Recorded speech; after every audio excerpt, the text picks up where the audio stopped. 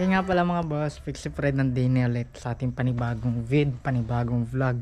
At ngayon, may re-reveal ako sa inyo talagang. Matagal ko nang gustong ipakita ret. Hanggang ngayon lang tayo gumawa ulit ng vid. So mga boss pala, kamusta kayo? Tayo matagal-tagal din nagpangita din sa YouTube. Ano? So yun, nung nakaraan, nagbenta ako ng mga bike parts. So recap din natin pala. Yung rim set. Yung rim set natin na Hydra na benta ko na. Sa frame set, yung Colossi na benta ko na din. Isa yung buyer ng Colossi tsaka ng Hydra. Shoutout sa iyo boss, dinahin nyo pa din sa Padre Garcia yung pag pick up dun sa frame, kasi mas nauna niya kinuha yung rim set. Tapos nung pinost ko din yung Colossi, binili din niya. So ano pa ba mga nabenta natin? Yung Maldea nabenta din natin pero nadini pa, pero bayad na. Ano pa, yung tsunami Pio natin, yung kalilihan nating tsunami nabenta ko na din. Pa ba?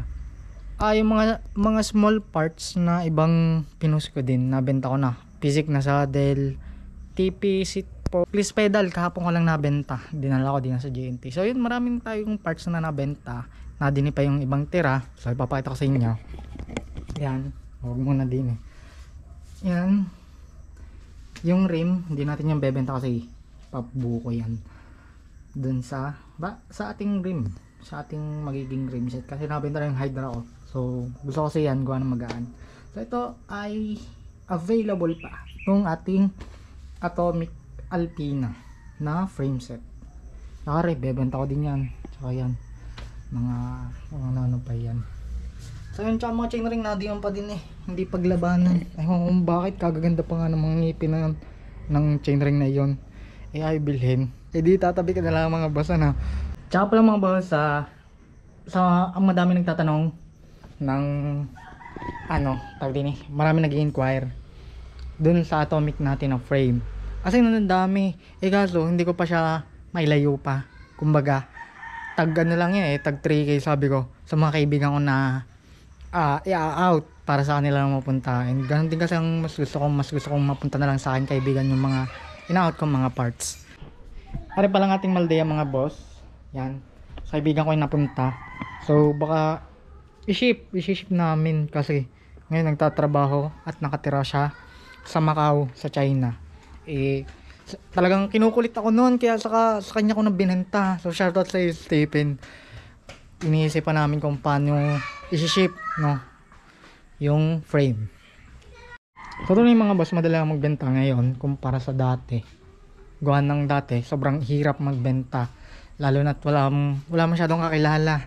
Kumbagay, talagang ilalayo mo pa kung ikay magbebenta. Ngayon, kumbagay mas madali na't gawa ng pag nagpo-post agad ako ang tawag din talaga may nagko-comment agad, may kukuha agad. So yun, wala pang 1 week nabenta ko na lahat yung mga nabenta ko.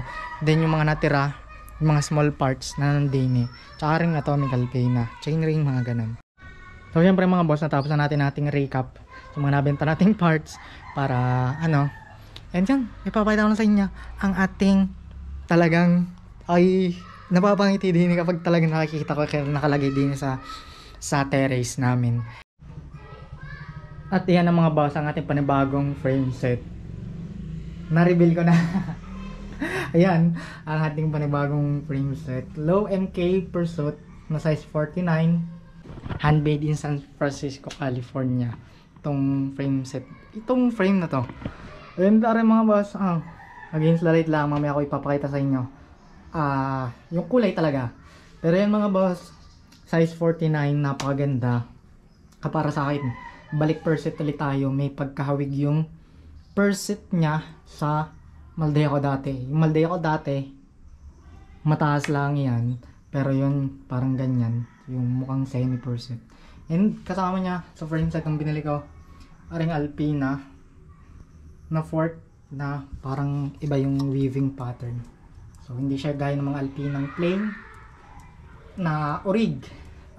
Pero ito orig din, kumbaga ibang model lang ata. And yan mga boss, ang ating panibagong frame set. So yan, ano po bang masasabi ko din Kinuha ko yan nung early September. Mga first week ng September, kasi talagang pinag-iisipan ko pa din kung kukunin ko o hindi. Kasi mga boss, talagang kumbaga pinag-isipan ko din kung kukunin ko hindi kasi mahirap bitawan yung mga ganyang frame, talagang hindi na dapat binibitawan. So noon na ito, kukwento ko na din mga ganap-ganap. So bala yun mga boss, okay din kasi yung mga ganang content, yung parang kwentuhan, no? So yung frame nakuha ko yun sa aking kaibigan kay Rai. So shoutout kay Rai sa pagbenta sa atin itong ating frame set, no? Noong una nabili niya yung frame set nung 2022. Bale, itong frame set na to biglang lumitaw sa market. So pinost nung isa ko pang kaibigan, si Jason Chen. Shoutout din sa'yo, tol. Yun, ay di pinost niya. So nagulat ako, may ganun palang frame, meron palang low na legit sa Pilipinas. So yun, nagulat ako nung talagang gandang-ganda ako sa frame. At that time talagang hindi ko na iniisip na bilhin, kumbaga wala pa lang ako pambilhin nung mga taong yun, 2022. So kumbaga hindi abot ng aking isip na mapupunta sa tindong frame. Di yun, pinost niya ni Chen, napunta sa kanya yung frame set. Tapos sabi niya sa akin, hindi niya gusto yung handling yung handling ng frame, parang medyo aggressive. So yun, na wala pa atang isang week sa kanya pero talagang saglit lang napunta sa kanya, hindi niya na-read or ano. And then yun, pinost niya, then nakita ko ulit. Yun, pagka-post niya, ang nakukuha naman si Kiel Rai, yung pinagkunan natin itong low, yung naging previous owner. And then nung taon din yun, 2022, nung napunta kay Rai. So yun, na-try ko yun. One time na-try ko yun nung 2022. Bale, may nagpa-repaint kasi sa siya ng leader na frame set. May dating leader yun. Nagtagal sa akin yung frame set. Nung na-repaint ko, then nung paghatid ko nung frame set sa kanila sa Lipa, nandun na yung low. Nagulat ako, ganun pa yung low. Tapos nung pinatesting sa akin, nung time na yun, talagang hangang-hanga ako sa frame set na yun. Kasi sige, sobrang bihira kasi yung ganung frame. Yung ganun. Tapos yun, tinesting ko naman, and okay, kaganda rin ng size. Yung ng size 49, parang sakto sa akin nung tinesting ko. Di yun mga boss, na kumbaga napunta na kay Rai. And nung hindi ko na talaga alam ko hindi niya bibitawan yun yung mga ganung frame. Kumbaga mga boss parang pangkip na din talaga. Kilala ko din si Ray, ang alam ko talaga hindi niya bibitawan yun. Dalawa kasi yung frame set na huling binitawan, yun yung parang pinakalas na piyesang binitawan niya. Yung isa, Engine 11. Tapos, yung isa, itong low. Ito yung pinakahuli niyang binitawang piyesa. No? Sa kanya ko din nakuha yung isa ko pa yung Dura-Ace chain ring na 7710 yung model, yung 4090. Na maganda pa yung condition. Nagamit ko rin ngayon. So, yun, kumbaga, hindi ko na kinukulit na ibenta o makuha ko yung frame. Gawa ng syempre, ang sa pagkakaalam ko ay talagang hindi niya ibebenta yon, kumbaga tatago na lang yun. Wala, parang nag-quit bike din. So nagmamotor na lang si Rai. And yun, nung sabi ko nga titignan ko lang yung frame, pero may hawak na akong pera nun. Sabi ko sa kanya, tingnan ko muna, pero dala na din akong pera para yun, kung magustuhan, di game. Yun, tapos yung kinakausap ko din si Rai, sabi ko ibenta niya na mas mataas kasi alam ko talaga yung value nito mataas talaga kung magkano niya binenta sa akin. Mura yung pagkabenta kasi niya sa akin, mura pa siya lang second hand. Lalo na ngayon, sobrang hirap manap ng ganung frame ng low. Yung orig kasi dami kasing fake. Ito yung mga boss, sabi ko sa kanya, kung ibebenta niyan, okay lang kahit mabenta sa iba, kumbaga parang ganun. Gawa kasi ako pag nabili ng pyesa, parang ayos lang sa akin hindi makuha o ako yung makakuha. Ibig sabihin ko pag hindi ko nakuha, hindi siya para sa akin, parang ganun. Di yung mga boss, sabi ko sa kanya, kung may bibili na mas mataas, talagang ibigay niya na mas mataas kasi para sa akin ayos lang din naman, kumbaga may paglalanan din ako ng pera kung hindi ko yun maabutan. Pero nung time na yun, meron akong hawak at nabenta ko na din yung mga parts ko. Kumbaga yung atomic yung aking gamit noon, tapos yung parts na rin. Di yun, Wala mga boss, nagkabiglaan na din eh. Kumbaga talagang starstruck din ako nung nakita yung dahil starstruck sa bike eh. Pero yun, nung nakita ko nakita ko kagaan. Magaan yung frame niya, mas magaan pa siya sa Atomic. Kala ko nga magaan yung aking Atomic kaya hindi ko siya pinapakawalan. Mas magaan pa rin yung low kasi ang material niya 7005 na series na aluminum. Pero nung ganun mga boss, parang guess ko din si Ray gawa ng ayaw niya ibenta, ayaw niya mapunta sa buy and sell yung itong low. Kahit di naman ako, hindi ko ito gagawin pang buy and sell kasi mga ganito pang keep, mga ganitong frame. So yun, parang nag-guess ko yung point niya na parang ayaw niya, gusto niya kakilala yung makakabili at yung makakabili iingatan. And luckily sa atin napunta. Yun mga boss, nung pinikap ko lang yung sa kanila sa Lipa, sinakbat ko na lang. Tapos yung inuwi ko din, matagal ko lang tinago, mga 1 week ko din hindi ni-reveal. Nakatabi muna, gawa nang hinanapan ko pa ng seat post. Yun, yung nakita nating seat post haring Thomson 31.6 8 tao 6.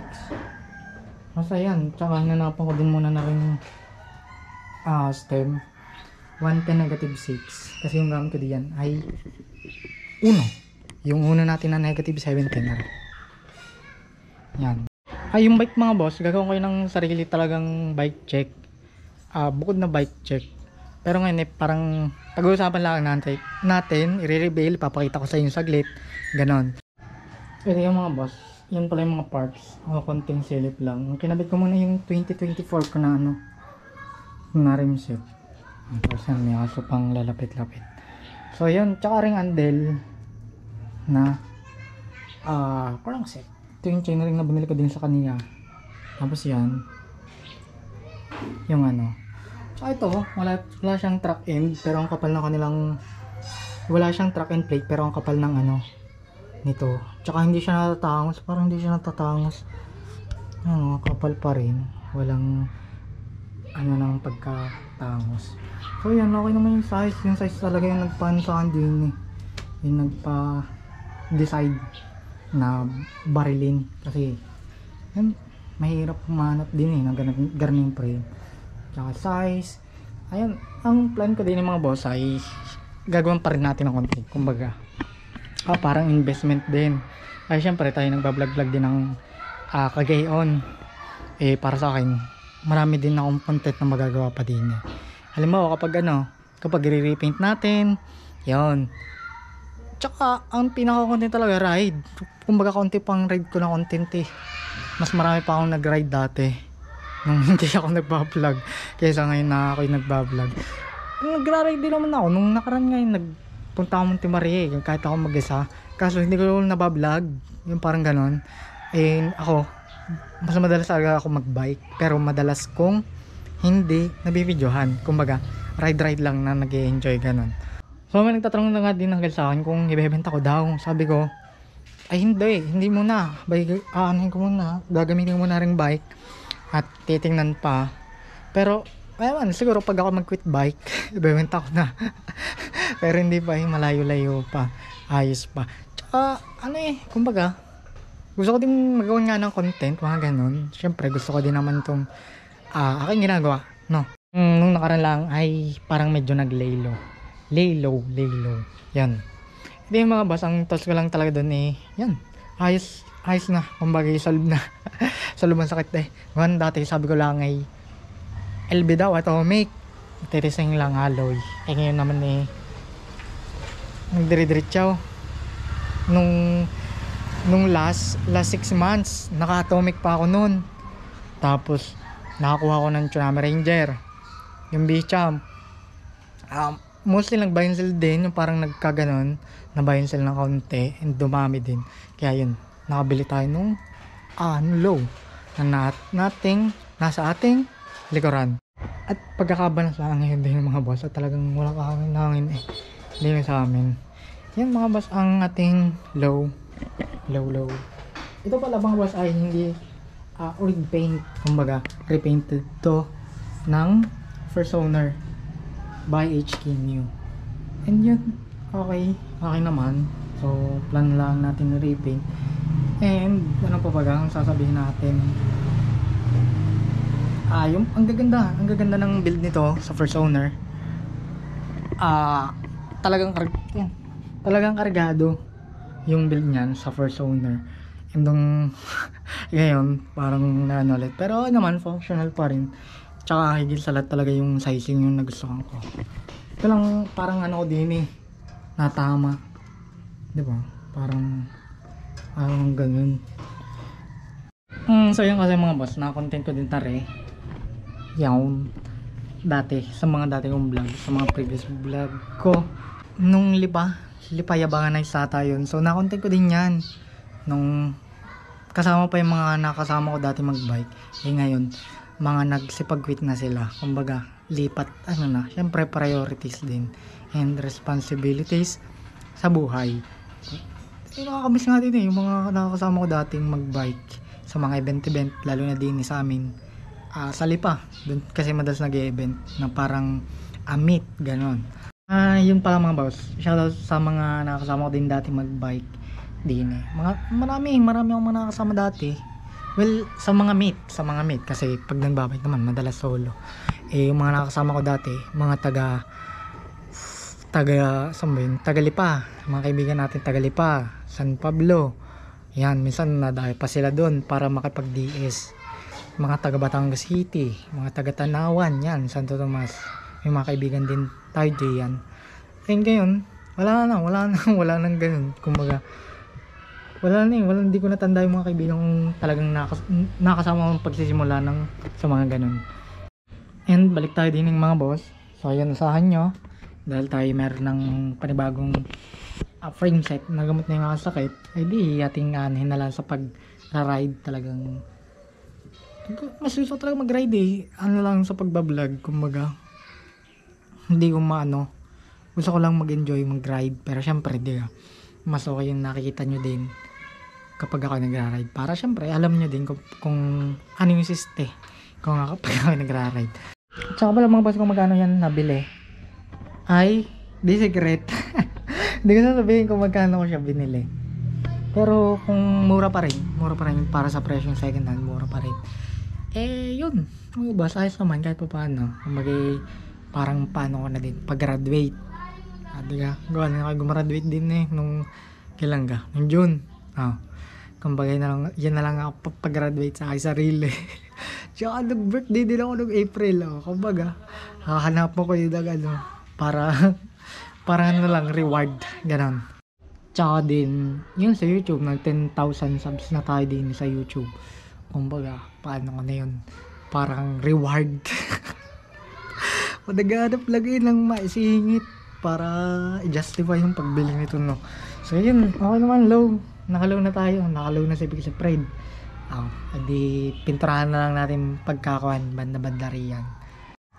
So yun mga boss, din na tatapusin na rin ating vlog sa pag-introduce ko na rin nating bagong frame set. So yun mga boss, at follow me kung saan man, FBIG, TikTok, at Pixifred, no? So yan ang ating bagong muka ng skin shape, no? So yun mga boss, ingat kayo palagi kung nasan man kayo, mas lalo kayong mag-ingat pag kayo ng babay. So shoutout sa inyo mga boss, ingat palagi, salamat sa panonood, skin safe and peace. So ayun pala mga boss, ang swerte niyan gawa ng binigay ko kay Rai, tapos si Rai pa nagkapit na rin, tapos ngayon nasa atin na. Astig.